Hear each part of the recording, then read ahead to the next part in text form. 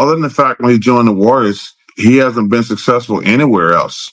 And I don't hold that against him, but he wants to be considered in that list. He's not on that list. He wants to be like, wow, he's not in the GOAT conversation because you're not playing the same. For nearly a decade, Charles Barkley and Kevin Durant have been caught in one of basketball's starting five documentary to respond to Barkley's famous bus rider remark. Durant pushed back with a passionate message, speaking openly about sacrifice, self-respect, and what winning really means to him. My Mount Rushmore. You have to be a bus driver. You can't be a bus rider. Kevin Durant is still a bus rider until he wins one. On the surface, this argument shouldn't even be up for debate. Charles Barkley finished his 16-year career without a single championship, while Kevin Durant owns 2 titles and 2 Finals MVP awards. Yet somehow, Barkley keeps winning the court of public opinion, and that clearly frustrates KD. Because this fight has never been just about rings. It's about another bold Barkley comment. But he wasn't finished. The real backlash came in the 2022 playoffs, after the Brooklyn Nets were swept 4-0 by the Boston Celtics. That series was supposed to be Durant's chance to show he could win as the clear leader. Instead, the collapse gave Barkley the opening he needed. On Inside the NBA, he went after Durant hard, and the clip spread everywhere almost instantly. Barkley's argument was straightforward. He pointed to Stephen Curry, Klay Thompson, and Draymond Green, the core group that won 73 games in 2016 and built a powerhouse team. He reminded everyone that I don't want to badmouth the dude, but I see you guys always talk about that championship stuff.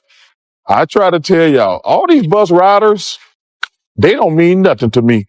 If you ain't driving the bus, don't walk around and talk about you a champion. If you riding the bus, I don't want to hear it. Come on, Shaq, tell them. All these guys walk around with these championship rings. Hey, y'all bus riders. But let me tell you something. When you the bus driver and you got all that pressure when you have to play well or you going to get the blame, that's a different. But this is where Durant lost ground. Barkley joined the Houston Rockets at age 33, worn down, past his prime, and taking one last chance at a championship. Durant, on the other hand, was just 27 and playing the best basketball of his life when he chose to join the very team that had just beaten him. Barkley never won that ring, but Durant's move left a permanent mark on his reputation, especially among old-school fans. From that moment on, social media turned into Durant's daily battleground. And Barkley never backed off. In June 2022, Durant fired a shot on Twitter, calling Barkley a bitter hater who couldn't stand today's players making more money. Then in March 2023, he would never earn his respect. The pattern was hard to miss. Durant wasn't really explaining his legacy or proving he had led a team on his own. Instead, he kept attacking Barkley personally, talking about money, attention, and disrespect. Meanwhile, Barkley's criticism grew more pointed.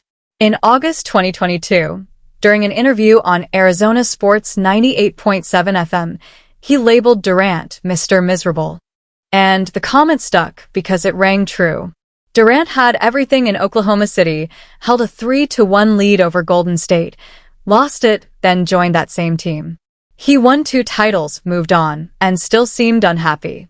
Then came a March 2023 appearance on CBS 60 Minutes, where Barkley didn't hold back. He said Durant spent too much time arguing online, even using burner accounts to defend himself, constantly. Barkley's words suddenly felt prophetic. The final blow came in May 2025 during an Outkick appearance. Barkley laid it out simply. Oklahoma City lost in the finals. Brooklyn got swept.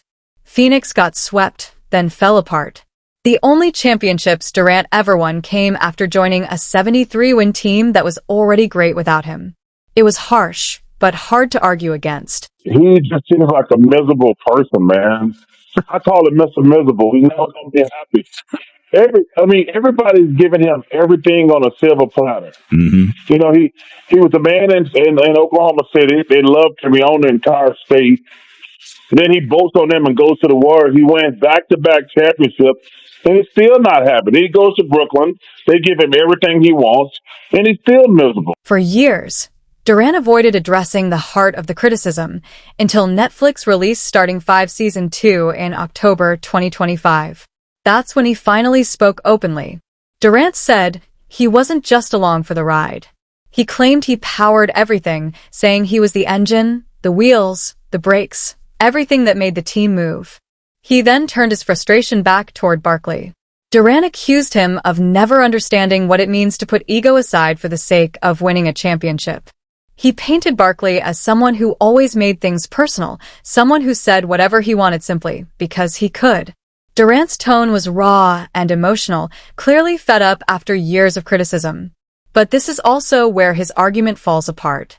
Calling Barkley selfish for not sacrificing doesn't hold much weight when Barkley never won a title in the first place. And calling it sacrifice to join a 73-win team that already dominated the league? That's a hard sell. By Barkley's own standard, real sacrifice would have meant staying in Oklahoma City and beating Golden State, not joining them. That contradiction has followed Durant ever since.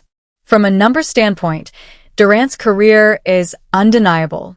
He won NBA championships in 2017 and 2018 with Golden State, earning Finals MVP both times. He averaged over 35 points per game in his first Finals and nearly 29 in the second. He also won the 2014 regular season MVP, made 15 All-Star teams between 2010 and 2025, captured 4 scoring titles, and earned 11 All-NBA selections. He became the youngest scoring champion in league history at just 21 years old. On top of that, Durant collected 4 Olympic gold medals, more than any other male basketball player by 2025. He finished with career averages of 27.2 points, 7 rebounds, and 4.4 assists per game. He scored over 31,000 points, ranking 8th all-time, and posted a 62% true shooting rate, second best ever among players with more than 20,000 points. Statistically, that's elite territory. Barkley's resume looks smaller by comparison, but still impressive.